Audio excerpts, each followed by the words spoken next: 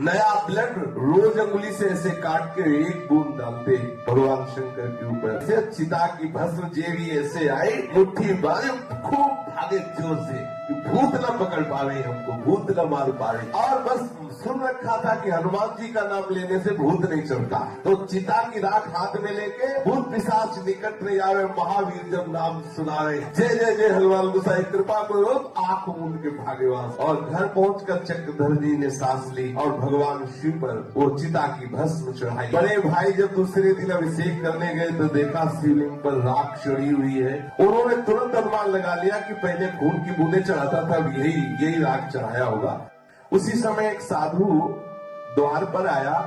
जब ये बच्चों के साथ खेल रहे थे, चक्रधर जी द्वार पर भिक्षा मांगी, तो इनकी जन्मदात्री माँ बड़े साधु सेवी थी। साधु को देखते ही वो उत्साहित हो जाती थी, आनंदित हो जाती थी, और जो चाहता भोजन है तत्काल। साधु सेवा की परायणता चक्रधर जी की माँ की विख्यात थी। बहुत सुंदर भोजन बनाना, बड़े भाव से संतों को पवाना। गांव में यदि कोई साधु संत आते तो इन्हीं के घर भेजे जाते थे। द्वार पर भिक्षा मांगने के लिए जो साधु आए बड़े तेजस्वी थे, उनके मुखमंडल पर बड़ी कांति थी। वे द्वार पर आए तो थे, भिक्षा मांगने पर एकटक दृष्टि चक्रधर जी के ऊपर थी जो खेल रहे थे। ये पूज्य श्री राधा बाबा थोड़ी देर तक एकाग्र दृष्टि से उनको देखते रहे। भिक्षा मिल गई, वो चले गए। उनकी से एकाग्र दृष्टि का प्रभाव चक्रधर जी पर बड़ा विलक्षण पड़ा। ये दृष्टिपात का चमत्कार ये हुआ कि वो खेलना छोड़ करके घर के द्वार पर आकर आसन बांधा, पलथी मार के बैठ गए, आंख बंद की, बस राम राम राम राम राम राम राम राम राम राम राम राम ऐसा शुरू कर दिया। आंखें बंद है, आंसू की धारा चल रही, मुख से निकल रहा राम राम राम राम राम राम। घर वाले तो घबराए कि बाबा जी क्या जादू कर गया, बच्चा तो अभी खेल रहा था, अब तो राम राम बोल रहा है। घर वालों का चिंतित होना स्वाभाविक था, पर चक्रधर तो अपनी शुद्ध बुद्ध खोए हुए बस राम राम बोले जा रहे थे। थोड़ी देर बाद भाव शमित हुआ, प्रकृतिस्थ हुए।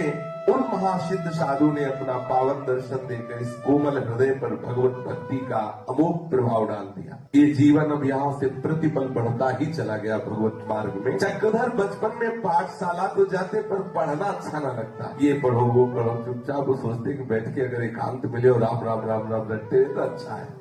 तो बहुत मतलब प्रवीण थे, बुद्धि के बहुत प्रवीण थे और चंचलता भी बहुत थी। संतों में अलग अलग देखा गया, जैसे पूज्यपाद सिउड़िया बाबा जी जन्म से ही गंभीर, जहां माँ छोड़ देती, जैसे छोड़ देती वैसे ही मिलते, उठा लिया, दूध पिला दिया, पढ़ा दिया, वैसे ही पढ़े, सोच हो रहे वैसे सोच, वैसे मतलब शुरू से अवधूत, बिल्कुल शांत गंभीर, उड़िया बाबा की जीवन में।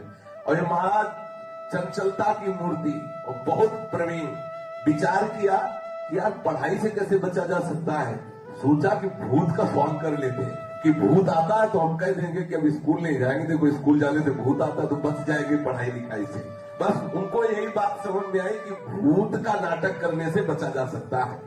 एक बार गांव में किसी व्यक्ति को भूत आया था, तो चक्रधर जी ने देखा था कि वो कैसे करता है, ऐसे करना वैसे मानो भूत, तो बस उनको लगा कि ये बहुत बढ़िया बात है। अब जब पाठशाला में प्रतिदिन प्रार्थना होती है, प्रत्येक स्कूल में प्रार्थना होती है, तो चक्रधर जी ने सोचा यही अवसर है सबको अपनी तरफ खींचने का। बस उसी समय उन्होंने शुरू कर दिया बनावटी भूत वाला, ऐसे करके। और बच्चे ही थे, अरे ये हुआ कि देखो कुछ हो गया, उनको गोद में उठाया, घर ले गए। अब माँ ने कहा कि क्या हो गया, बोले उनको भूत आ गया, देखो भूत आ गया। अब खूब मतलब बड़े विनोदी स्वभाव के। अब माँ ने कहा कि अरे भाई हमारे लड़के को तो पाठशाला जाने पे भूत आता है, अब हम अपने लड़के को पाठशाला नहीं जाने देंगे। तो चक्रधर जी को लगा कि मेरी युक्ति काम कर गई, पाठशाला में जरूर कोई न कोई भूत है, रास्ते में लगता है मेरा सीधा साधा बच्चा स्कूल जाने पर इसे वो पति से लड़ गई, माता की, माताओं में बहुत प्रेम दुलार होता है। और कहा कि और राधा बाबा की खास बात ये थी कि 9 वर्ष तक उन्होंने अपनी माता के दूध को पिया। जब स्कूल जाते तो स्कूल से आके बस्ता पटक देते, पहले माता के स्तरों में लगते, दूध पीते 9 वर्ष तक। माता थप्पड़ भी मारती कि इतना सयाला हो गया, पर शायद इसलिए कि अब हमारे जन्म का आखिरी हिसाब है, अब हमें किसी माँ का दूध नहीं पीना है, तो आखिरी माँ है। इस 9 वर्ष का अभी सियाना बालक होता है, दौड़ के आते हैं, इसे बस्ता फेंक देते और माँ के स्तनों में अमृत में दुग्ध पान करते। माँ बहुत प्यार करती।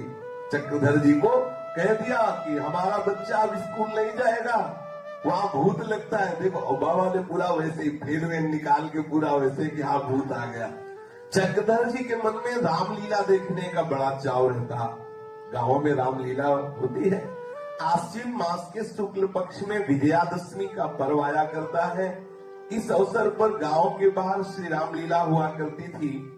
बाल आग्रह को देखकर इनके बड़े भाई थे चक्रधर जी के श्री तारादत्त जी, चक्रधर जी को रामलीला दिखाने के लिए ले जाया करते। देखते देखते बालक चक्रधर पर कभी कभी वो ऐसा भाव आता कि सो जाते। तब तारादत्त जी रामलीला के मेले से अपने कंधे पर उठाकर चक्रधर जी को लाया करते। एक बार चक्रधर घर की महिलाओं और अपनी माताजी के साथ रामलीला देखने गए। लीला देखकर वो लौट रहे थे। मेले की ओर जाने वाले रास्ते की दोनों तरफ मिठाई, फल, खिलौने और अन्य उपयोगी चीजों की दुकानें लगी थी। एक व्यक्ति रास्ते के किनारे जमीन पर कपड़ा फैलाकर उस कपड़े पर कॉपी, किताब, रबड़, पेंसिल ये बेच रहा था।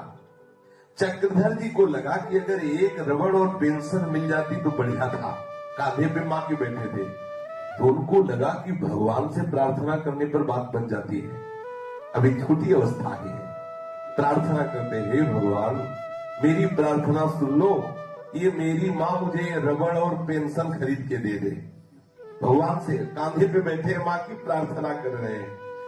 माँ समीप जब पहुंची तो बोले, ये रबड़ पेंसिल कितने की है? उनसे बात की, खरीद के कहा, ले चक्रधर तेरे लिखने के काम में आएगी। वो तो गंभीर हो गए अंदर से कि मैं अभी प्रार्थना कर रहा था, मेरी प्रार्थना मेरे भगवान ने सुन। बाबा जब संत हो गए तो एक ग्रंथ में लिखा परमार्थ के सरगम में कि मुझे भगवत प्रार्थना का तत्काल फल मिला।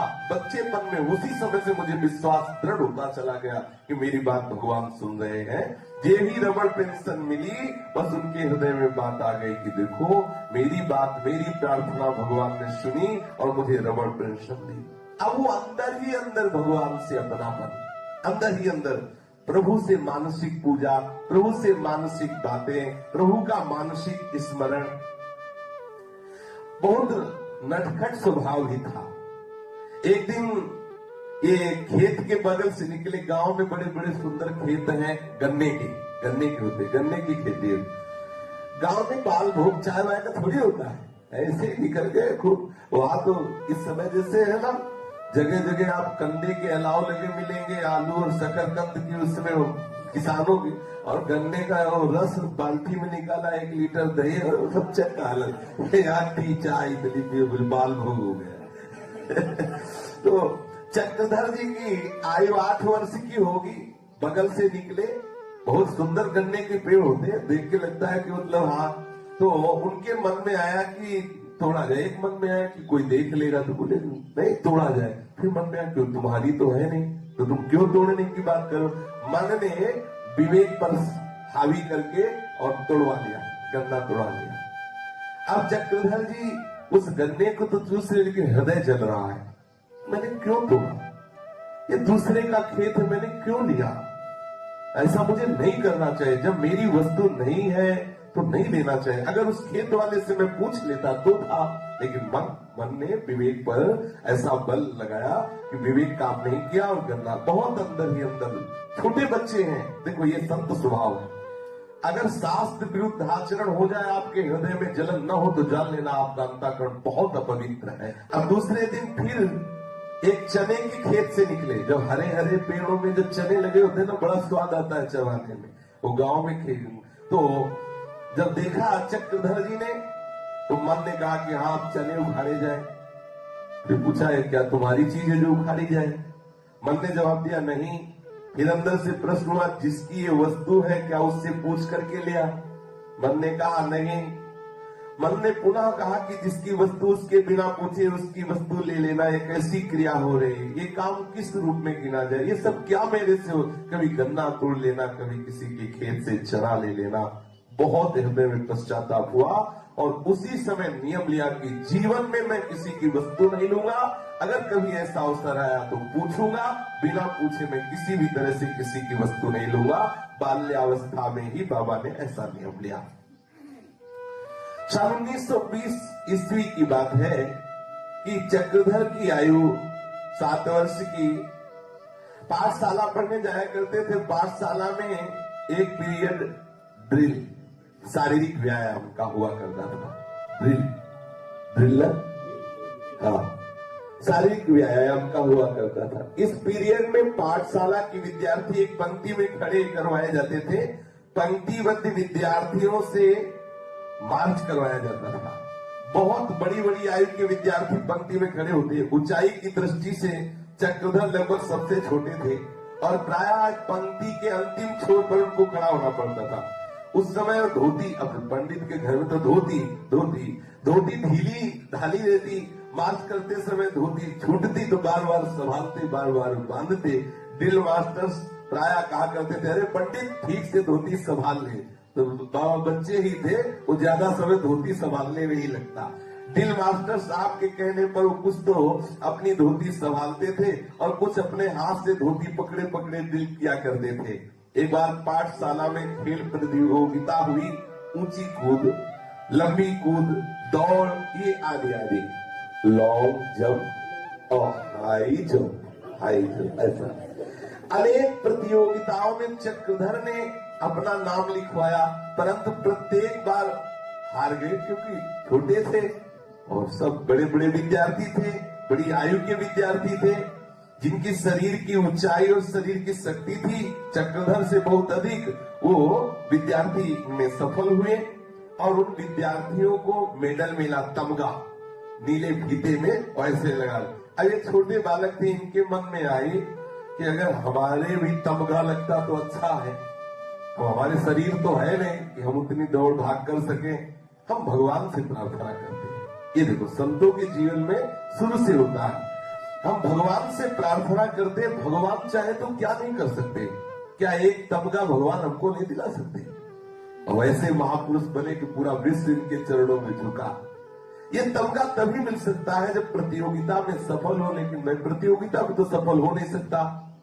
बाल्यावस्था से ही चक्रधर की भगवान शंकर में बड़ी आस्था थी और गांवों में 10 मंदिर होते हैं। 2-4 घरों के बीच में छोटा शंकर जी का मंदिर ऐसे गांव में, एक कुआं एक मंदिर ऐसे होता है। खास करके जो ब्राह्मण आदि है उनके तो मोहल्ले में होते ही हैं ऐसे। और बाबा के तो घर के सामने ही शिव मंदिर था और निजी घर का शिव मंदिर था।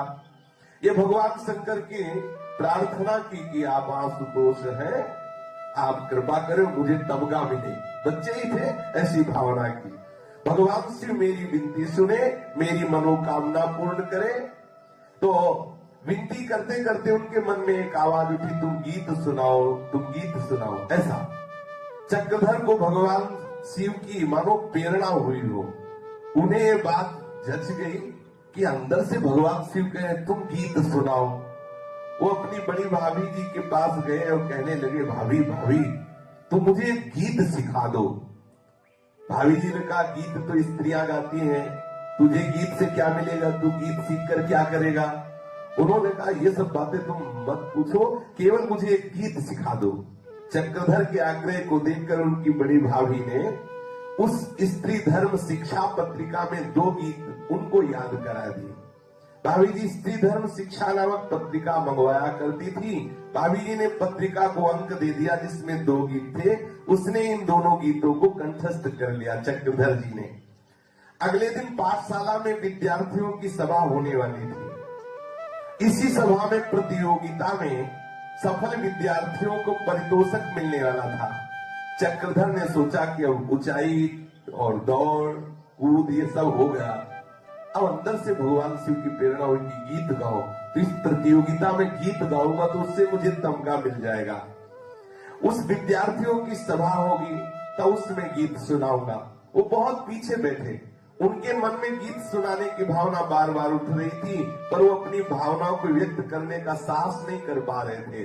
पाठशाला के प्रधानाचार्य श्री विद्यानंद सिंह जी सभा का संचालन कर रहे थे। वे सेना विभाग से आए हुए व्यक्ति थे। सभा के सामने टेबल पर अंग्रेज सम्राट जॉर्ज पंचम का एक बड़ा चित्र रखा हुआ था। चक्रधर ने खड़े होकर और बड़ा साहस बटोरकर धीरे से कहा कि महाशय, मैं एक गीत सुनाना चाहता हूं, सुना सकता हूं? पीछे से सभा के एकदम आगे बिना किसी के कहे ऐसे अपनी प्रार्थना की कि वो तमगा लेने की बात थी मन में। प्रधानाचार्य और सभा के एकदम सदस्य सब चक्रधर जी की तरफ देखने लगे। प्रधानाचार्य जी और चक्रधर के बीच में काफी दूरी थी। चक्रधर ने जितने धीरे से कहा था उसे देखते हुए उनकी मंद आवाज प्रधानाचार्य तक पहुंचना असंभव था, पर सच्ची बात थी कि भगवान ही उन्हें बल दे। अब बच्चे हैं और अपनी बात रखना चाहते हैं। धरातल में जो भी प्रकृति के होता है वो भागवतिक होता है। धीरे से आवाज बोला, लेकिन पूरी सभा आकर्षित हो गई। प्रधानाचार्य ने सुना, पूछा, तुम गीत गाना चाहते हो? चक्रधर ने हाथ जोड़कर कहा, जी हाँ, हम गाना चाहते हैं। प्रधानाचार्य ने कहा, आगे आ जाओ। चक्रधर जी को आगे बुलाया। जे भी चक्रधर जी आगे आए तभी उन्होंने उसे उठाकर उसे टेबल पर खड़ा कर दिया। प्रधानाचार्य जी ने चक्रधर जी को, जिस पर सम्राट जॉर्ज का जो पंचम का था उसका चित्र था, वहां चक्रधर एक छोटी कद के विद्यार्थी थे। सभा को अच्छी तरह दिखाई दे इसलिए टेबल पे खड़े कर दिया। खड़ा किया। टेबल पर खड़े चक्रधर जी से कहा कि हाँ सुनाओ।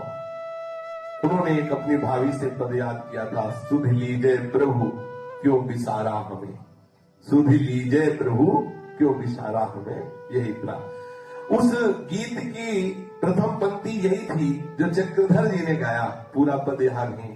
चक्रधर ने ऐसे भाव से गाया, ऐसे डूब के गाया, मानो लग रहा था कि चक्रधर नहीं गा रहे, शायद है कि चक्रधर ही गा रहे हैं।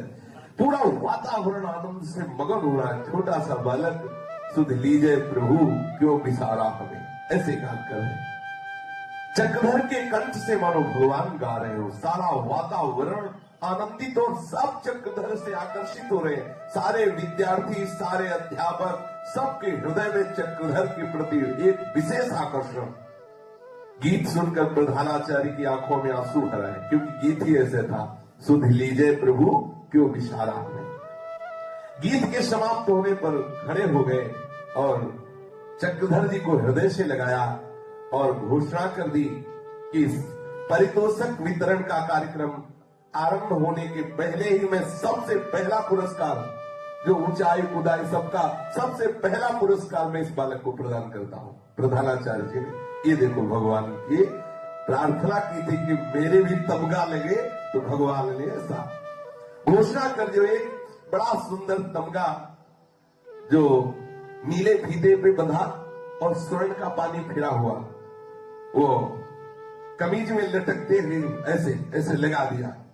देखा चक्रधर जी बहुत प्रसन्न हुए।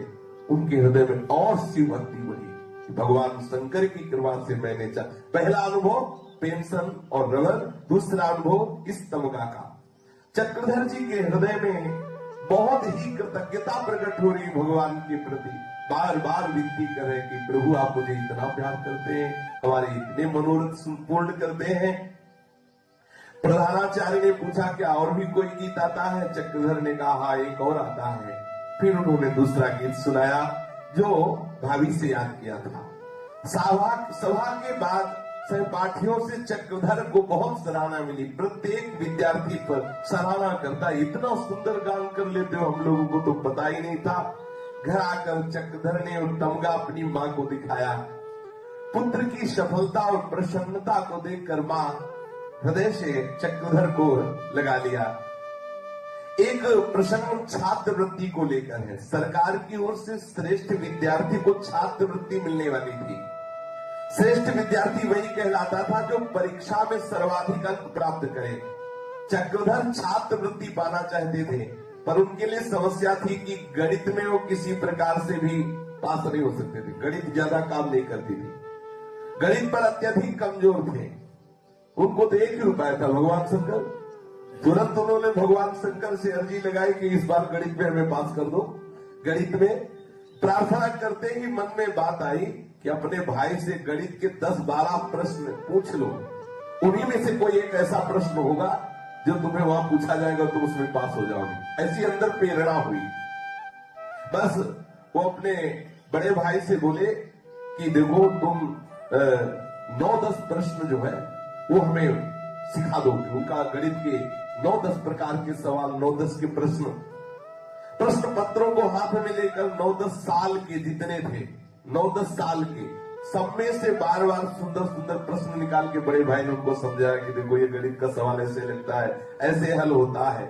अब क्या, जो जो प्रश्न वो बताते जा रहे थे, जिनका उत्तर बताते बड़ी एकाग्रता से चक्रधर जी ज्यों का त्यों सब अपने हृदय में बैठाते जा रहे थे।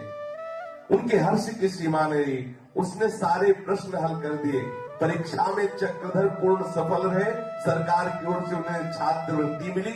इस घटना से उन्हें भगवान शिव में और भक्ति पुष्ट हुई। तीसरी उनकी मांग पहली थी कि रबड़ पेंशन मिल जाए, तो माँ के कहा नहीं, लेकिन माँ के हृदय में बैठकर भगवान ने दिलाया। दूसरी बात इनको ये कि तमगा लग जाए, तो वो विधान बन गया। तीसरी बात मैं गणित में पास हो जाऊं, मुझे छात्रवृत्ति मिले, वो भी बात बन गई।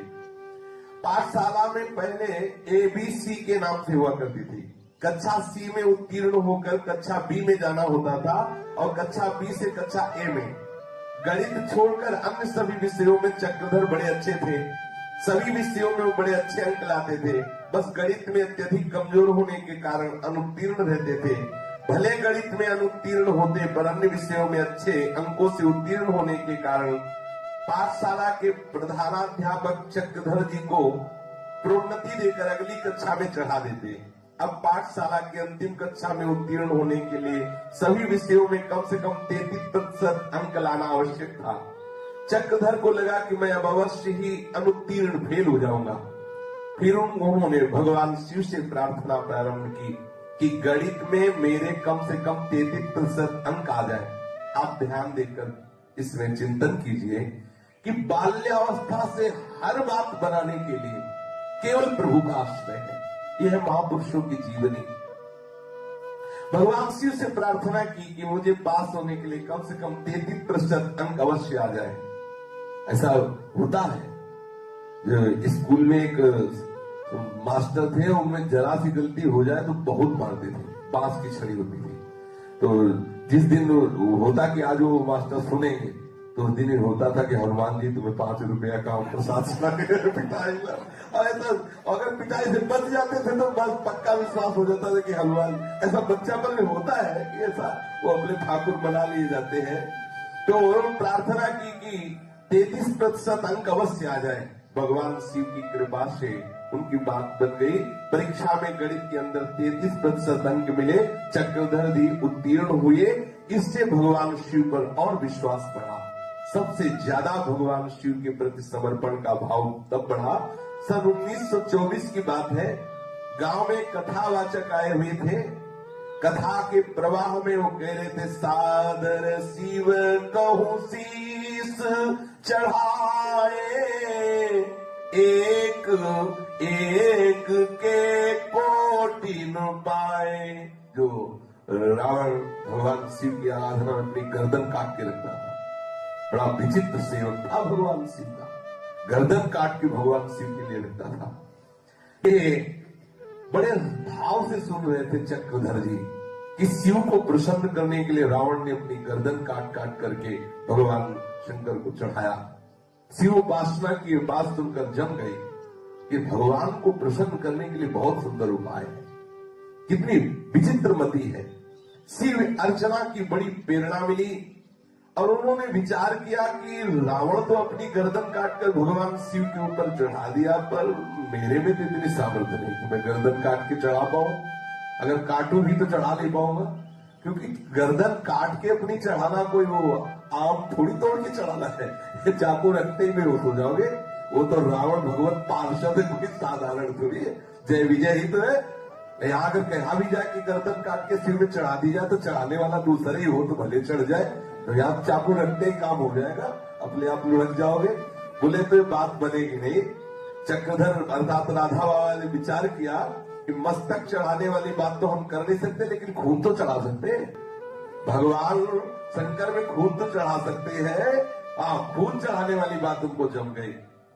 सोचने लगे कि प्रतिदिन एक बूंद खून रोज शंकर भगवान को चढ़ाऊंगा। घर के ही आंगन में एक शिवलिंग प्रतिष्ठित था। इस शिवलिंग पर रक्तबिंदु चढ़ाने के लिए चक्रधर अपने गांव के एक राजा साहब थे, उनके घर में गए और उनके यहाँ मांगा कि हमें वो पेंसिल बनानी, पेंसिल होती था ना, उसको ऐसे छीलने के लिए ब्लेड की जरूरत होती, एक ब्लेड दे दो। ऐसे तो ब्लेड कोई देता, बहुत प्रवीण बुद्धि के थे। वहां से ब्लेड मांग के लाए और रोज अपनी अंगुली को ऐसे चीरते और भगवान शंकर के ऊपर, देखो ये देखो समर्पण का भाव है। भगवान शंकर को खून खच्चर कर चाहिए, वो तो एक चुल्लू जल में प्रसन्न, ऐसा देवता भी कोई नहीं त्रिभुवन में, कोई भी जो ना पाता हो वो शंकर जी को चढ़ा दो, उतने प्रसन्न हो गए। धतूर का फल कोई पाता है? आज तक कोई देवता नहीं हुआ जो धतूर का फल खाए। अकौड़ा का फूल किसी में चढ़ता? किसी में। आक का फूल, धतूर का फल, ऐसे ही वहां चिता की राख, बड़े विचित्र देवता है। नया ब्लड रोज अंगुली से ऐसे काट के एक बूंद डालते भगवान शंकर के ऊपर। दूसरे दिन नियम के अनुसार चक्रधर के बड़े भाई रोज भगवान शिव को, वो घर के ही ठाकुर थे, घर में ही मंदिर था, तो देखा कि खून का धब्बा लगा हुआ है। फिर खूब रगड़ करके धोया, सोचा कैसे खून आ गया। रक्त बिंदु का निश्चय होते ही उनके मन में बड़ी खिन्नता आई कि खून कैसे आ गया और हमारे घर का मंदिर है, यहाँ मतलब कैसा। उनका मन अनेक प्रकार के अशुभ भावों से भर गया। इस रक्त बिंदु को वे अशुभ का सूचक मानने लगे। एक तो ब्राह्मण परिवार, दूसरी वैष्णव निष्ठा, तीसरी पुरोहिती वृत्ति अर्थात पूरे शास्त्र संयम से चलने वाला परिवार, परम सात्विक। फिर ये असात्विकता के घर में शंकर जी के ऊपर खून की बूंदें, बड़ा भय वाला। ये किसकी कल्पना हो सकती है?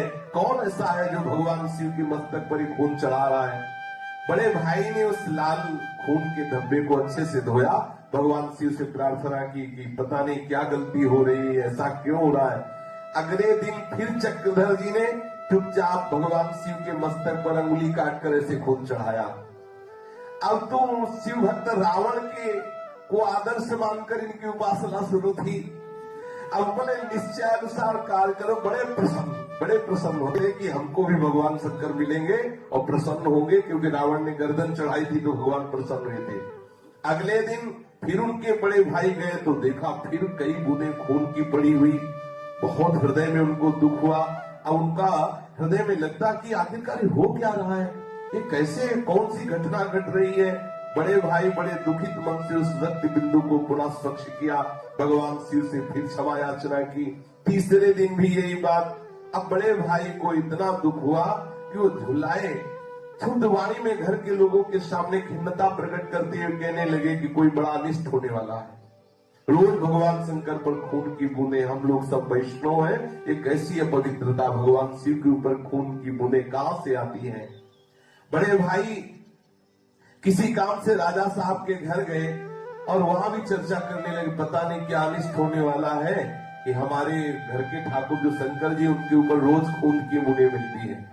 वहां पर एक बैठा हुआ व्यक्ति था, उसने कहा चक्रधर एक नया ब्लेड यहां से ले गए थे पेंसिल बनाने के लिए, जानकारी करो कहीं ऐसा।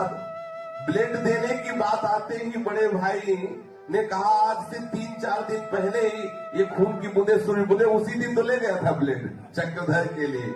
अब बात पकड़ में आ गई। घर आकर बड़े भाई ने चक्रधर से पूछा, तुम राजा साहब के घर से ब्लेड ले आए थे क्या?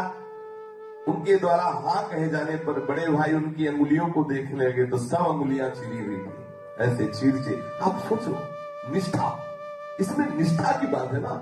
बच्चे हैं अभी, लेकिन कितनी भागवतिक ने, मुझे भगवान के दर्शन हो, कैसे बोले ऐसे हो सकते हैं। बड़े भाई का अनुमान सही निकला, फटकारते हुए धमकाने लगे चक्रधर को। बालक तो थे ही, डांट फटकार से बहुत भयभीत हुए। बड़े भाई तीव्र स्वर में डांट रहे हैं, वहां मां गई। अरे मां ने कहा क्यों डांटते हो, बच्चा है, खिलवाड़ में ऐसा कर दिया। बड़े भाई माता को बहुत मानते थे, मां के ऐसा कहते ही वो फिर चक्रधर की पिटाई नहीं की, डांटने की, चुप हो गए। चक्रधर के मन में तो शिव भक्ति बहुत बढ़ रही थी। उनके मन में खिन्नता हुई कि हमारा अनुष्ठान पूरा नहीं हुआ। अगर रोज खून चढ़ाते रहते तो भगवान शिव के दर्शन हो जाते। अब क्या करें, बात खुल गई, खून तो चढ़ा नहीं सकते। अब भगवान शिव के मस्तक पर रक्त बिंदु तो चढ़ाया नहीं जा सकता, मेरी आराधना खंडित हो गई। चक्रधर ने सुन रखा था कि भगवान शिव को इस स्मशान भूमि की चिता की राख बड़ी, चिता भस्माले को गरल मसलम दिख पत्थरो। फिर क्या, अब चिता की भस्म चढ़ाई जाए। अब सबसे बड़ी समस्या है कि चिता की भस्म कहां मिले। तो चक्रधर इसी चिंता में घूम रहे थे, तो एक दिन देखा कुछ लोग गांव के जा रहे थे, राम नाम सत्य है, राम नाम सत्य है। पूछा कहां जा रहे हैं, बोले मुर्दा है वहां फूका जाएगा पक्का। पीछे चुपचाप जा रहे हैं कि जहां फूका जाएगा वहां चिता तो उसकी राख तो मिलेगी, बस चिता की राख शिव जी को अर्पित करके उनको प्रसन्न कर लूंगा।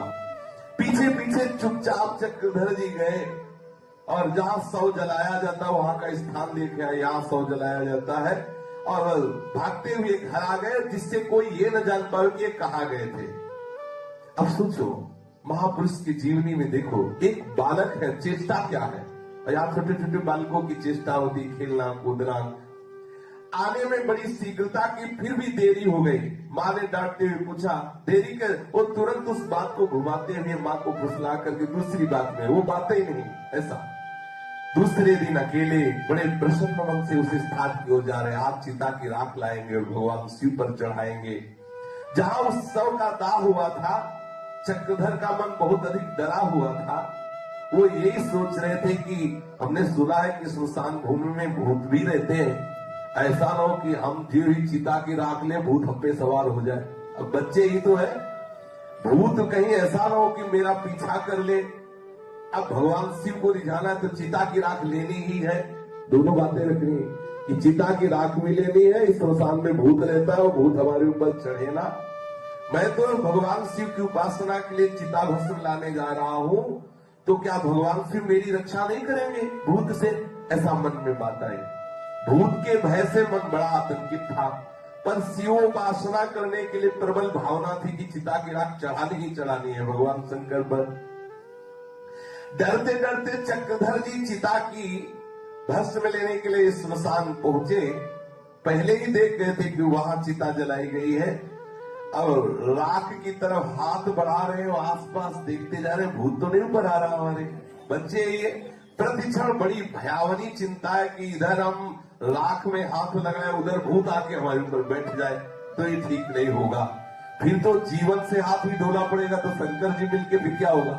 अगर भूत आ गया, मुझे मार गया, तो फिर तो बात बनेगी नहीं। अब मुट्ठी में चिता की भस्म धीरे से ऐसे देखते जा रहे, ऐसे चिता की भस्म जेवी ऐसे आई, मुट्ठी बारे खूब भागे जोर से, भूत न पकड़ पावे हमको, भूत न मार पावे। और बस सुन रखा था कि हनुमान जी का नाम लेने से भूत नहीं चढ़ता। तो चिता की राख हाथ में लेके और बस भूत पिशाच निकट नहीं आवे, महावीर जब नाम सुनावे, जय जय जय हनुमान गोसाई कृपा करो गुरुदेव की लाई, जय जय जय हनुमान गोसाई कृपा करो। आंख मूंद के भागे वहां से, निरंतर जय हनुमान जय हनुमान जय हनुमान करते भाग। क्योंकि बच्चापन में होता है ना कि जो बात दिमाग में बैठ गई वो बैठ गई। अब ये तो पक्की बात है, बच्चापन में सिखाया जाता है जो पवित्र घरों के होते हैं कि जहां तुम्हें भय लगे हनुमान जी बोलना, भय नहीं लगेगा। ऐसा हम लोगों को भी सिखाया गया। कोई भी हो हनुमान चालीसा तो हमें लगता है प्राय सबको याद होगी, क्योंकि ऐसा होता है कुछ न पाठ करता तो हनुमान चालीसा तो बोलेगा ही बोलेगा। ऐसा तो पूज्य राधा बाबा बस जय हनुमान जय हनुमान जय हनुमान, और भूत पिशाच निकट नहीं आवे, महावीर जब नाम सुनावे, और जय हनुमान जय जय हनुमान ऐसे चिल्लाते हुए भागे। और हाथ में चिता की भस्म है, भरपूर शक्ति लगा के भाग रहे। भागते समय चक्रधर जी पीछे की ओर अब दोबारा नहीं देखा कि अगर कहीं भूत पीछा कर रहा होगा तो अब तो भाग ही नहीं पाएंगे, और अगर भूत पीछा कर रहा होगा तो घबरा जाएंगे, इसलिए हमें देखने नहीं भागना है। बस भागते भागते वो अपने गांव पर आए, तब उनकी जान में जान आई। और घर पहुंचकर चक्रधर जी ने सांस ली और भगवान शिव पर वो चिता की भस्म चढ़ाई। बड़े भाई जब दूसरे दिन अभिषेक करने गए तो देखा शिवलिंग पर राख चढ़ी हुई है, और बड़ी अजीब, चिता की राख एकदम श्वेत होती है। उन्होंने तुरंत अनुमान लगा लिया कि पहले खून की बूंदें चढ़ाता था, यही राख चढ़ाया होगा। चक्रधर जी से पूछताछ की और डांटा कि तुमने भगवान शिव पर राख चढ़ाई, तो चक्रधर जी रोने लगे, कुछ बोले नहीं, क्योंकि पता था हाँ बोलेंगे तो फिर पिटेंगे। तो इसलिए रोना ही एक उपाय होता है जिससे बचा जा सके। ऐसा भगवान श्री कृष्ण भी करते थे। जब मैया पूछती तुमने ऐसा किया, और जहां छड़ी उठाई तो जहां रोना शुरू तो छड़ी फेंक दिया, हृदय से लगा लिया। रोना एक बहुत बढ़िया उपाय है, सब जगह से, संसार से भी बचने के लिए एक रोना उपाय है। कबीरा हंसना दूर कर रोने से कर प्रीति, बिन रोए किन पाया प्रेम प्यारा मीत। बहुत बढ़िया रोना है। अगर प्रभु के लिए रोए तो वो भी ऐसा ही करते हैं, वो सब दंड देना छोड़ देते हैं, हृदय से लगा लेते हैं। अब रोते रोते उन्होंने चिल्लाकर माँ से कहा, माँ घर में जो गड़बड़ी होती है सब मैं ही करता हूँ क्या? देखो भैया डांट रहा है हमें, ऐसा। इतना कहकर वो और भी जोर जोर से रोने लगे। रोना सुनकर माँ भागती हुई आई और चक्रधर जी का पक्ष लेकर बड़े भाई से कहने लगी, तुमको चैन नहीं होती, जो गलती होती सब हमारा ये चक्रधर ही करता, बस इसी को डांट, इसी को चक्रधर जी माँ की गोद में। ऐसे ही ठाकुर जी करते हैं। यदि आप ठाकुर जी से प्यार करो तो करो सदा तिनके रखवारी, जिन बालक राखे महतारी। माँ के कारण एक बार फिर चक्रधर जी का बचाव हो गया। चक्रधर के द्वारा की गई शिव उपासना पारिवारिक परंपरा के अनुसार विधि विहित तो नहीं थी, परंतु इतना सत्य है कि भगवान शिव ने इनकी पूर्ण श्रद्धा को विकासित कर दिया। अब इनके हृदय में निरंतर भगवत स्मरण चलने लगा। भगवान शिव की अर्चना के प्रताप से इनके हृदय में विशेष विवेक, विशेष बल, बुद्धि के अधिष्ठात्र देवता भगवान शिव है। अगर भगवान शिव कृपा न करे तो बुद्धि का विकास न, उन्हीं की कृपा से बुद्धि का विकास होता है। जो भी जितना भी बड़ा ज्ञानी हुआ है उसके ऊपर भगवान शंकर की कृपा रही, क्योंकि भगवान शंकर ज्ञान के समुद्र है और अथाह ज्ञान के गुरु भी है। वंदे बोधमयम् नित्यम गुरुम शंकर रूपिणम। बिना भगवान शिव की कृपा के अहम का नाश नहीं होता। बिना अहम नाश हुए भगवान के चरणों में दैन्य भाव की भक्ति नहीं होती। इसलिए औरव एक गुप्त मत सवै कहाओ कर जोर, शंकर भजन बिना नर भगति न पावे मोर। शिव द्रोही मम दास कहावा, सो नर मुझ सपनों में भावा।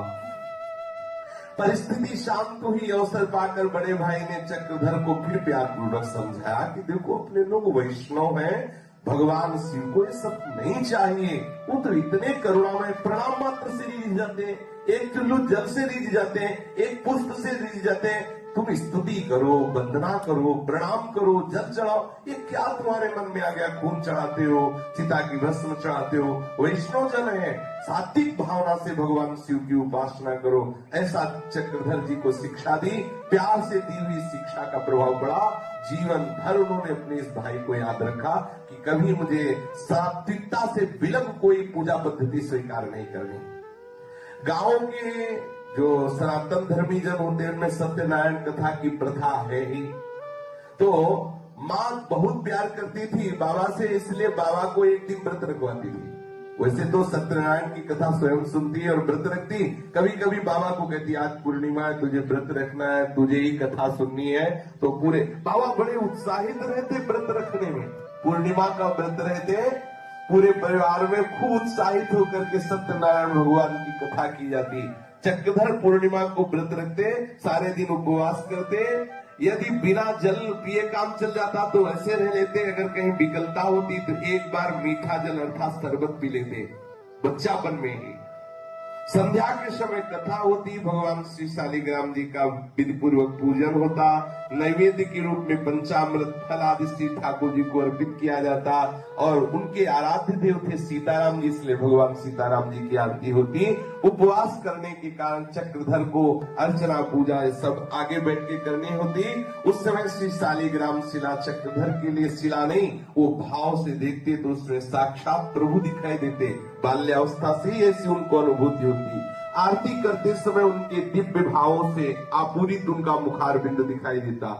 पूजा के बाद चक्रधर के उपवास का विसर्जन होता। पूर्णिमा का व्रत तथा भगवत अर्चन उस समय छोटी अवस्था से ही मां ने इनके संस्कार डाल दिए।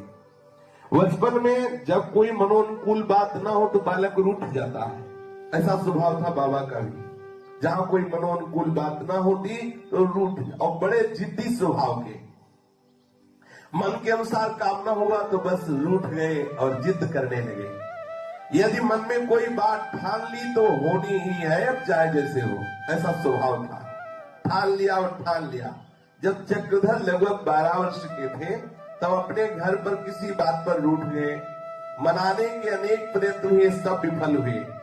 रोज में भोजन भी नहीं किया। भोजन न करने के कारण मां को बड़ा दुख हुआ। उन्होंने भी, मां ने मनाया पर चक्रधर न माने। परिवार के आस पड़ोस के लोग सब आए, मनुहार कर रहे हैं पर वो नहीं मान रहे। रूठने के कारण पूरे घर का वातावरण क्लेशपूर्ण हो गया। ये नहीं कहा जा सकता कि किसकी आज तक उन्हीं के प्रभाव से मैं रूठा नहीं। बाबा वृद्धावस्था में भी ऐसा कहते हैं। जब मन के अनुसार कार्य, चक्रधर जी ने अपनी हथेली फैला दी। बहुत हल्का स्पर्श कराते हुए हेडमास्टर ने हथेली पर 5 बेत मारे।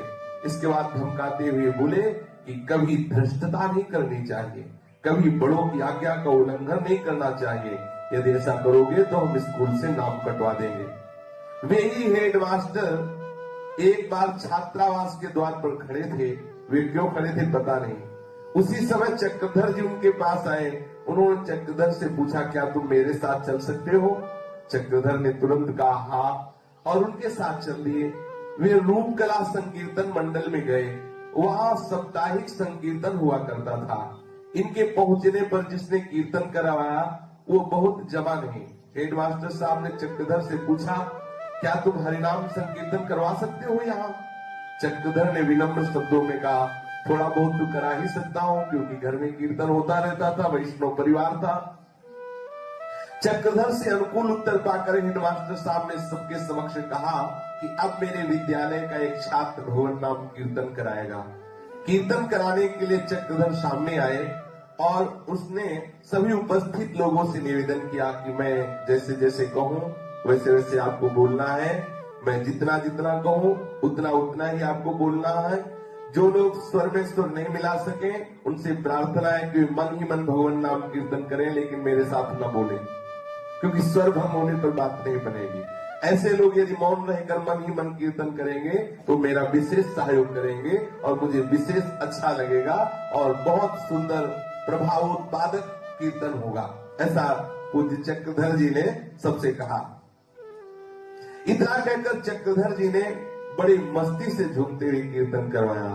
रघुपति राघव राजा राम पतित पावन सीताराम।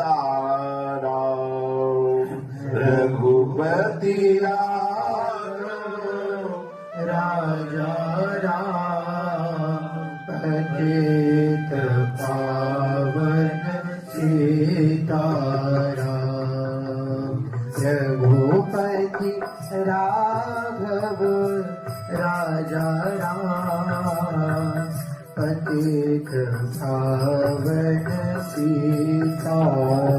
पूज्य श्री महात्मा गांधी जी का एक प्रसिद्ध कीर्तन है। बड़ी बड़ी जगह अद्भुत अद्भुत चमत्कार भगवान नाम का दिखाया श्री महात्मा गांधी जी ने।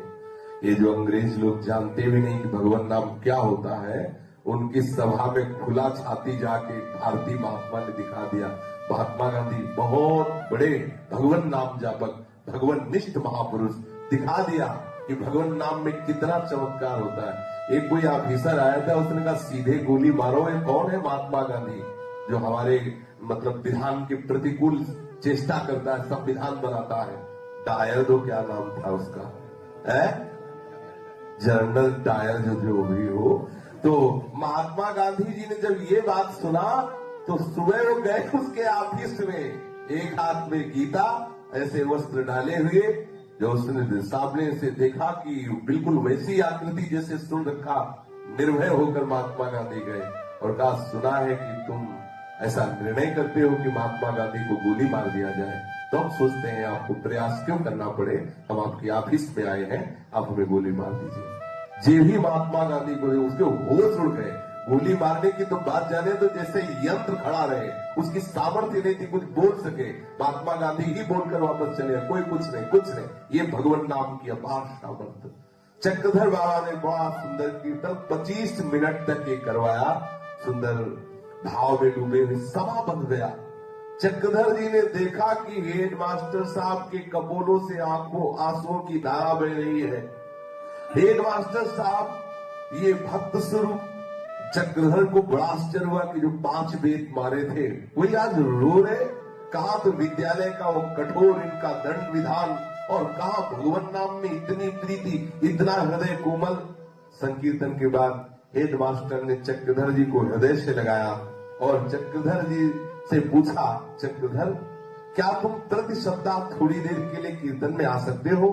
चक्रधर जी ने साहस स्वीकृति प्रदान कर दी।